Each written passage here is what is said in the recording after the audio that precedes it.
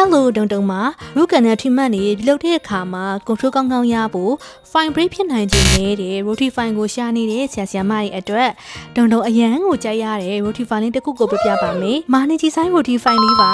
vacation ဖြစ်သွားတာ perforation ဖြစ်သွားတယ်ဆိုတာက file ရဲ့ control memory ပေါ်အများကြီးမူတည်နေပါတယ်။ဒီdesign file ရဲ့ design က screen ရဲ့ effect ကိုရှော့ချပေးထားတဲ့အတွက်ကန်ထဲမှာ control ကောင်းကောင်းရရှိရ။ဒါကြောင့်မို့လို့လေအသုံးပြုနေတဲ့အချိန်တွင်းမှာရုံးကြည်စိတ်ချရတဲ့ feeling ကိုအပြည့်အဝရရှိစေပါတယ်။ file size တစ်ခုချင်းစီအလိုက် specific cross section ပါဝင်ပြီးတော့ radial line design ကြောင့်မို့လို့ခန်းထဲဝကို smooth ဖြစ်အောင် prepare လုပ်ပေးနိုင်ပါတယ်။ cutting point နဲ့အောင် design ပြုလုပ်ပေးထားတဲ့အတွက် file ပေါ်မှာ sweat အများကြီးမတက်ရောက်ဘူး။ဒါကြောင့်မို့လို့ file rate ဖြစ်နိုင်ခြင်းကိုဖြောချပေးတာပါ။ file က flexible လေးဖြစ်တယ်။ durable လေးဖြစ်တယ်ပြီးတော့သူ့မှာ heat treated technology ပါဝင်တဲ့အတွက် treatment ပြုလုပ်ပြီးတော့ပုံစံပြောင်းလဲသွားတဲ့ file ကိုရင်သွေးနဲ့ထည့်ဆင်လိုက်တာနဲ့သူ့ရဲ့မူလ file ပုံစံကိုပြန်လည်ရရှိနိုင်တာကသူ့ရဲ့ special feature တစ်ခုပါသူ့မှာဆိုရင် orifice opener ကတစ်ချောင်း glider ကတစ်ချောင်း shaping 3ချောင်းပါဝင်တဲ့ master kit ဆိုပြီးတော့လာပါတယ်သူ့ရဲ့ file တစ်ချောင်းကို10ချိန်ထက်ကိုအသုံးလို့ရပါတယ်ဒါကြောင့်မာနေကြီးဆိုင် roti file လေးကပိုကောင်းတဲ့ controlပိုနေတဲ့ breaker risk ပိုပြီးတော့ရောကြီးချ